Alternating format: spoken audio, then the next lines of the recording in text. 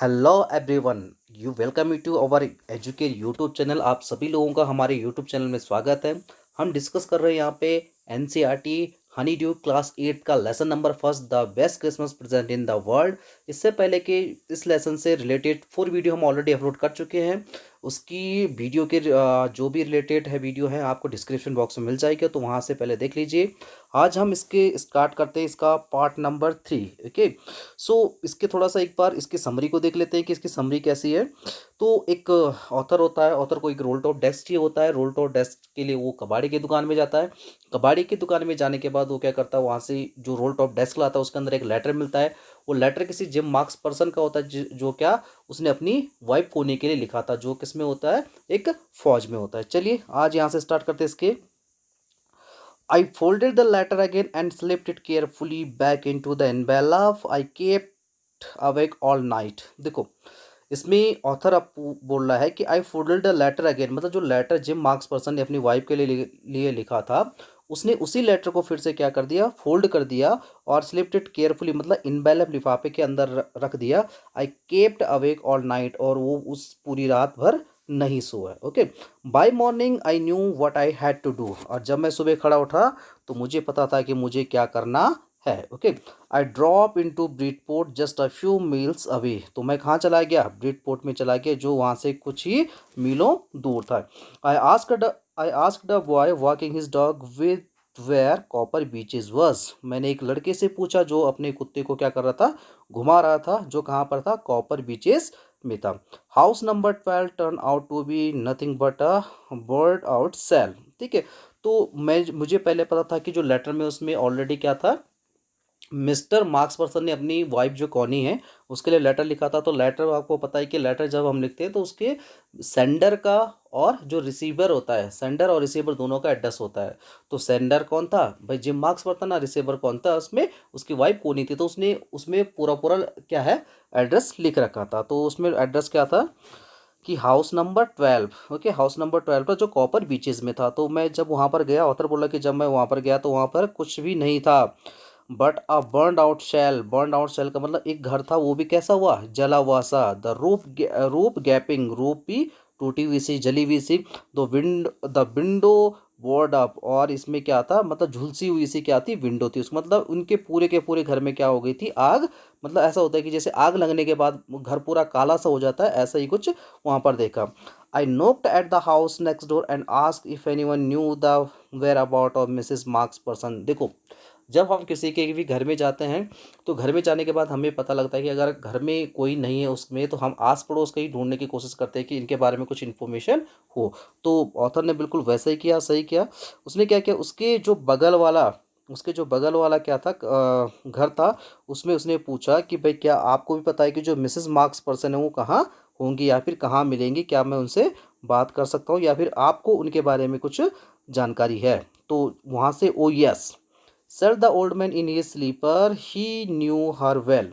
देखो, जब मैंने नेक्स्ट घर में ये उनके बारे में इंक्वायरी की तो वहाँ से क्या निकला, एक बूढ़ा आदमी निकला जिसने क्या पहन रखी थी, स्लीपर चप्पलें पहन रखी थी। और उसने बोला कि हाँ, मैं उनके बारे में बहुत अच्छी तरह से जानता हूँ। देखो क्या जानते हो कि well a lovely old lady, एक सुंदर सी old lady, he told me, उसने उन्होंने मेरे से कहा, a bit muddle headed. Muddle headed का मतलब कुछ कंफ्यूज सी, कुछ अजीब सी, मतलब कंफ्यूज सी। But at her age she was entitled to be wasn't she.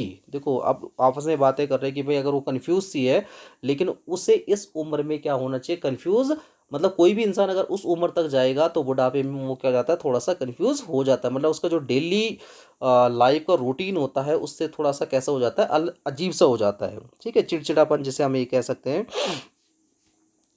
उन्होंने कहा कि oh yes said the old man in his slipper he knew her well a lovely old lady he told me a bit muddle headed but at her she was entitled wasn't the 101 year old. तो उस बूढ़े आदमी ने कहा कि 101 year old मतलब 101 साल की उम्र में कोई अगर हल्का सा कंफ्यूज नहीं होगा तो क्या होगा। ठीक है, मतलब उस लेडी की एज इस समय क्या हो गई थी, 101 ईयर ओल्ड हो गई थी।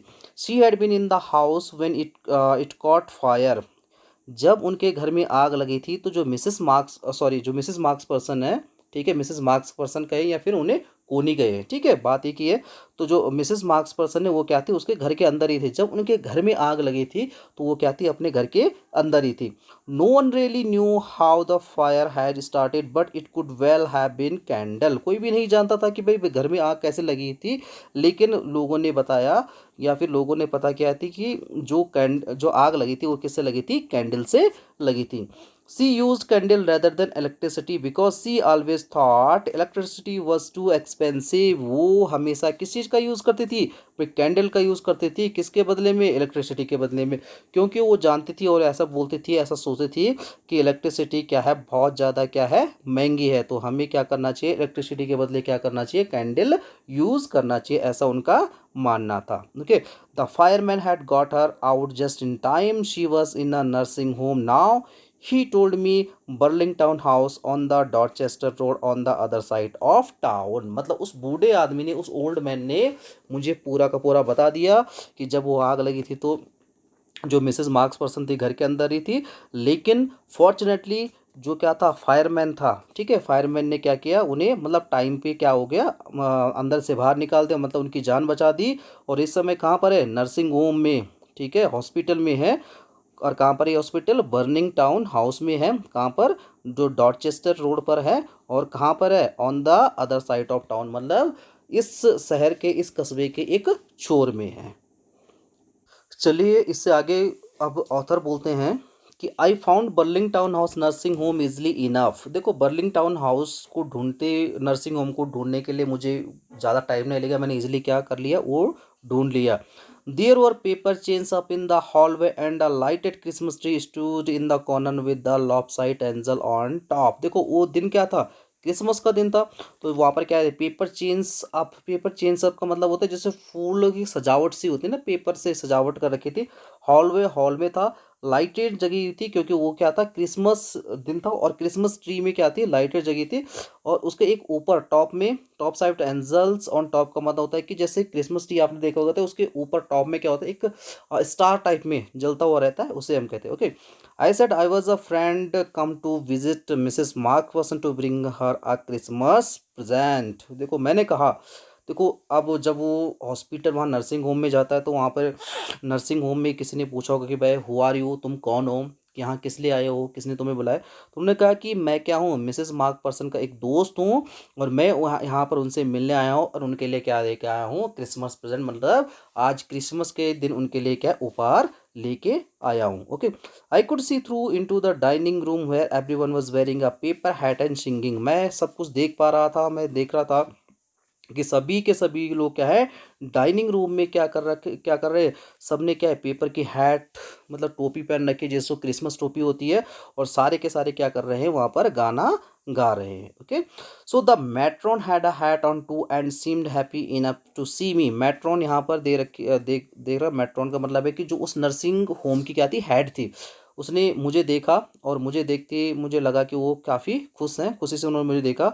सी एवन ऑफर अ माइन पाई। देखो तो see even offer a mine पाई का मतलब है खाने की एक ईटेबल थिंग है माइन पाई। तो उन्होंने कहा कि भाई मैं, उन्होंने मुझे क्या किया, ऑफर किया दिया कि तुम क्या खाओ, माइन माइंस पाई खाओ। Okay, she walked me along the corridor. वो क्या हुआ, वो मेरे साथ कहाँ पर, कॉरिडोर तक गई, ठीक है। तो स्टूडेंट्स यहाँ से हम क्या करेंगे, नेक्स्ट वीडियो में डिस्कस करेंगे। ओके, सो अगर आपको ये वीडियो अच्छी लगी है तो लाइक कीजिए, ओके, चैनल को सब्सक्राइब कर दीजिए और press the bell icon for more updates and notification. Thank you, take care, good bye, जय हिंद, जय भारत।